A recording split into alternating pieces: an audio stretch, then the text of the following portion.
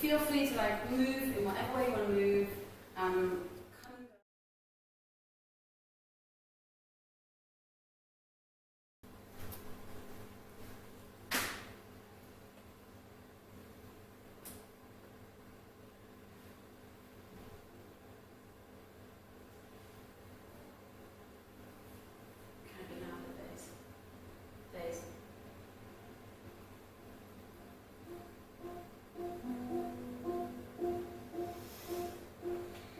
go.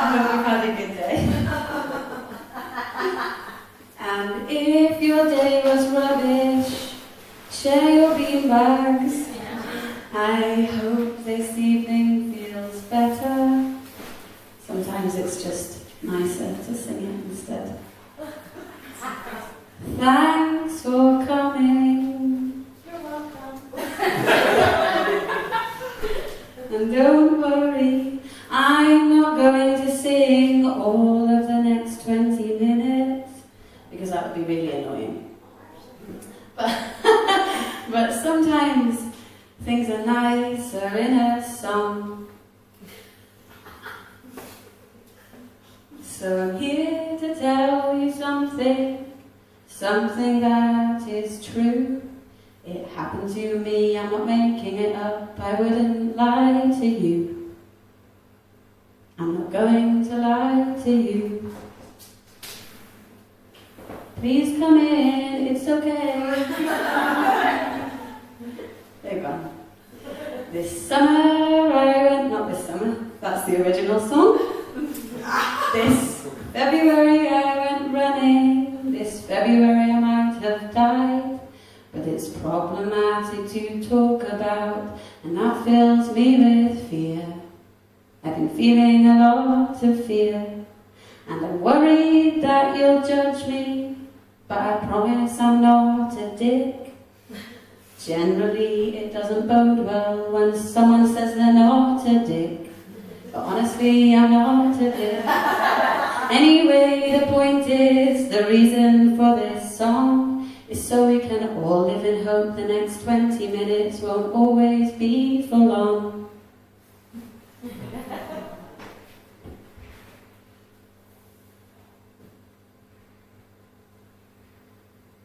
I might have been. I might be. I am. I was. I will be. Just stop. I know. I'm sorry too. You are being. You are. I don't want to be. I know it is. I know I'm not. But it is. It's not. Don't!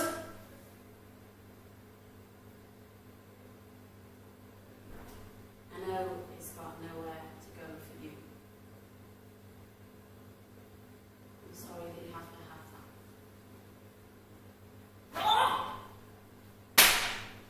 Please stop calling me that.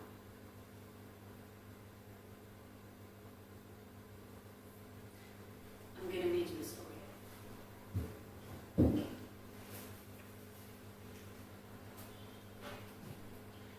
Unhappily ever after. A story of how women got the shit parts in traditional fairy tales. Once upon, more than 6,000 years ago, there was a woman. She was incredible. Everyone wanted to hear her talk. Which is good, because she had a story that she liked telling. No one knows exactly what her story was, apart from that it was amazing. Or how she told it, apart from she was really good at telling it. No one knows why she told it, because no one at the time was writing down her story, because there weren't any pens. But the important fact is because everyone was listening to it instead. Maybe she told her story because she was ambitious. Or maybe she told her story because she was bored. Or maybe she told her story because she was worried. Worried that if she didn't tell her story to little ears and big ears attached to little people and big people, something bad would happen. She told her story to the people who were listening. With the big ears or the little ears. And then she died. And the people who had been listening told her story in the same amazing way about the same incredible things to other people with big or small ears who wanted to listen. Then more time happened, and it was the 16th century. And in the 16th century, people captured stories. They captured them by printing them as shapes on a page. And then they sold them two brothers called Grimm did just this. And on the printed ships, on the first pages of their first collection, not the second collection, but the first collection, they left a thank you note to the women, to our first incredible woman and all the women after her, who are the source of the stories that the brothers are so well known for, which is puzzling and odd and slightly annoying, because the stories that the brothers tell contain explicit shushing of women, disproportionate acts of violence against women, and an imbalance of dialogue between the male and female characters, especially any dialogue that is declarative or confident. The end.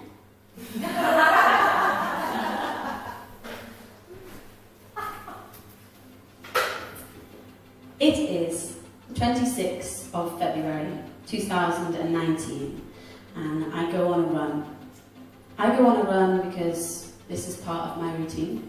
In every city I'm in, before I do a show, I go on a run, so that I can take in the new city and I can get my body moving. I really like running by water. So I speak to the dude on Box Office, and he shows me a route on Google Maps of how to get down to the docks. The key is you have to go over a little bridge, and then you're by the river. So I run down to the docks, and I'm there. And it's brutal, but in a really nice way. And there's a college group of students, and they're listening to someone talking about the history of this place. Someone who looks like they really like the history of this place. And I run past them, and I find the little bridge. I go over the little bridge, and now I'm by the river. I run past, meet, and have a conversation with a man who's on a walk with his dog. I run past them, and the path that I'm on opens up into a wasteland. And there are 3 derelict buildings. One right on the water, one that if you look at it, your back is to the water, and one to the right. In this building, there are 2 people, and I can see the silhouettes of them. It's really beautiful against the building and the sun and the water, so I take a photograph of them. I turn around and I take a photograph of the other derelict building because it looks really nice against the blue of the sky. It's a really nice day. I put my phone back into my armband and I stretch, because I always stretch whenever I stop.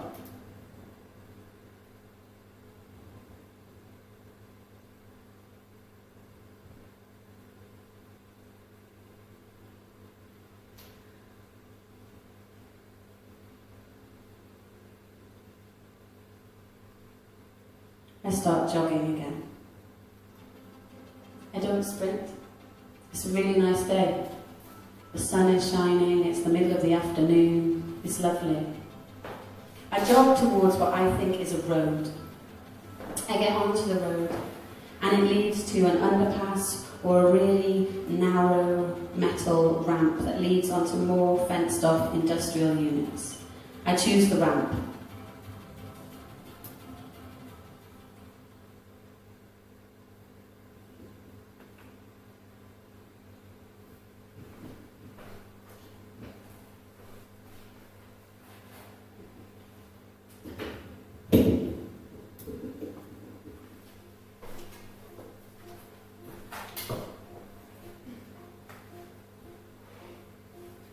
Halfway up the ramp, I lose my glasses.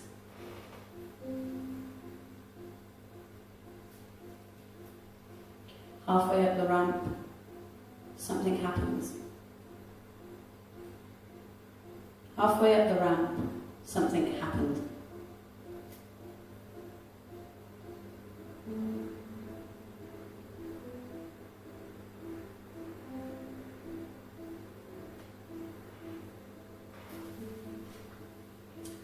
The thing that happened is something that I've talked too much about, and something that I've talked too little about.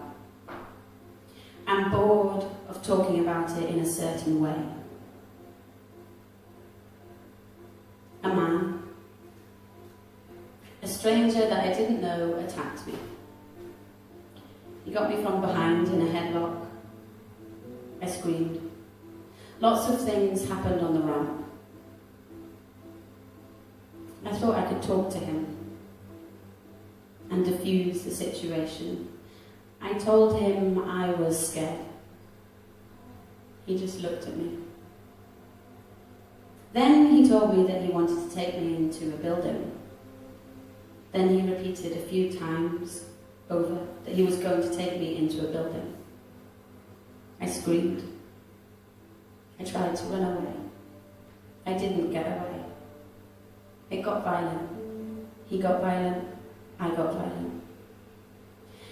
It's hard to hit the right part of somebody in the right way when that person isn't letting you practice on them.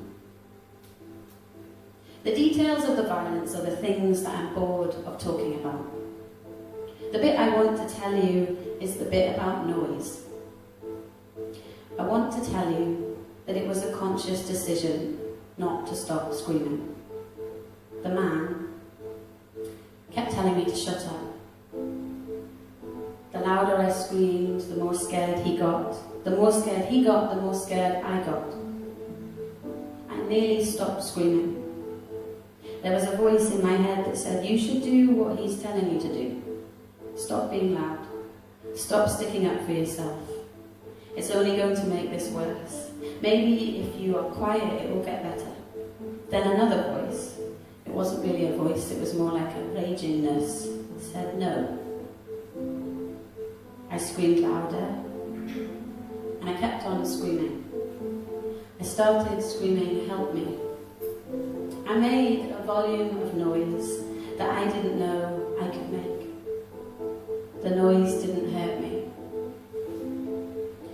I wouldn't be standing in front of you now if it wasn't for my noise.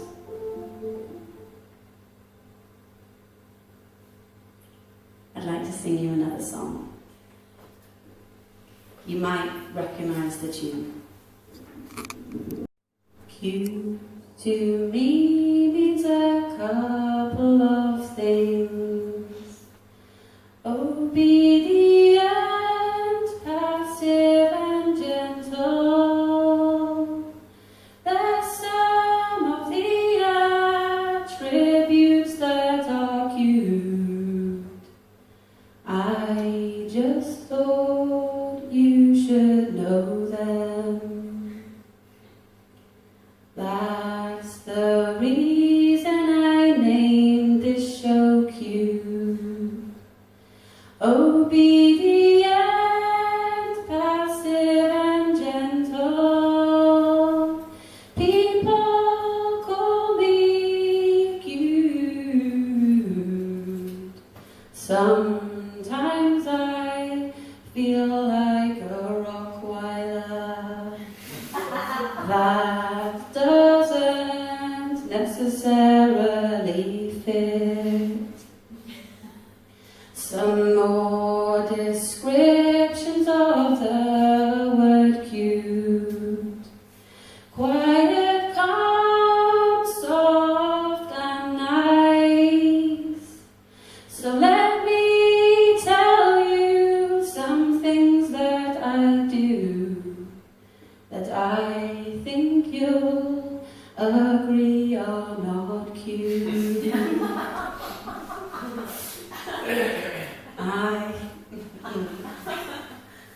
I enjoy a good wee.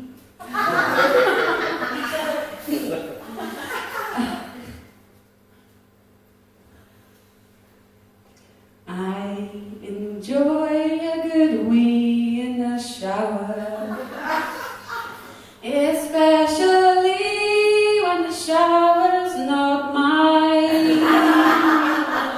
Sometimes I lie, sometimes I shoplift, but only from big corporate chains. I do it because I know people see me as cute.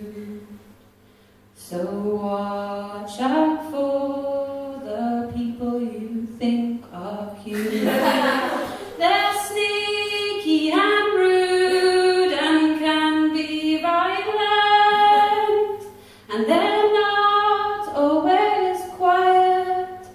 Sometimes they are loud.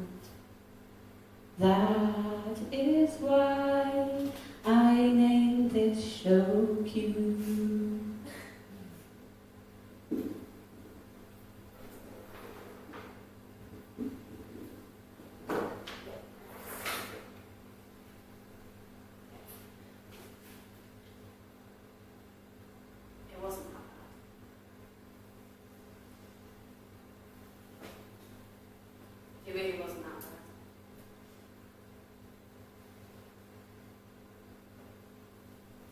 In the grand scheme of things, it isn't that bad.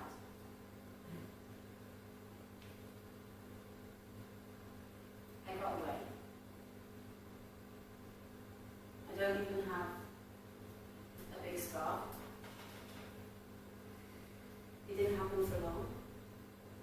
The really bad bit didn't happen.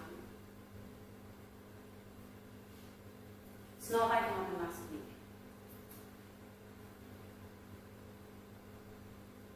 It's over.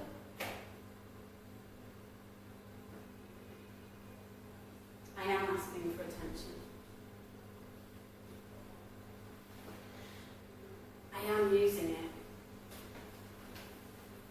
I am dragging it out. I am going on about it.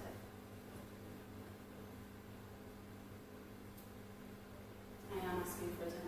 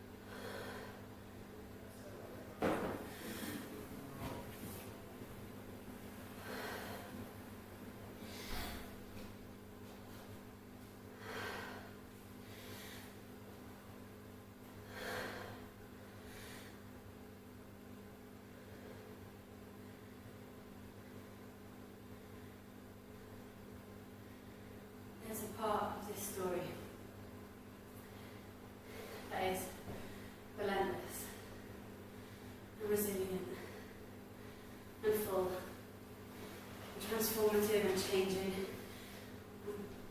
big and beautiful and loud by being quiet in a way that's contained and being built bit by bit. And there's a bit of this story that's being taken away chunk by chunk. There's a bit of this story that doesn't care. And there's a bit of this story that does care. A bit of this story that is overwhelmed and underwhelmed and disappointed and surprised, but mostly disappointed. And there's a bit of this story that's less optimistic, but more aware of the good things. There's a bit of this story that's fed up. There's a bit of this story that just wants to stop. Only it hasn't stopped, which is making the story confused and clear and messy and too tidy. And there's a bit of this story that hasn't happened yet. The bit where everything is okay. The bit where the story comes out of the storm shining. And there's a bit of this story where that doesn't happen. And the story doesn't just stop. The story keeps on going and going and going until it gets too tired and it just fizzles away and leaves a stain.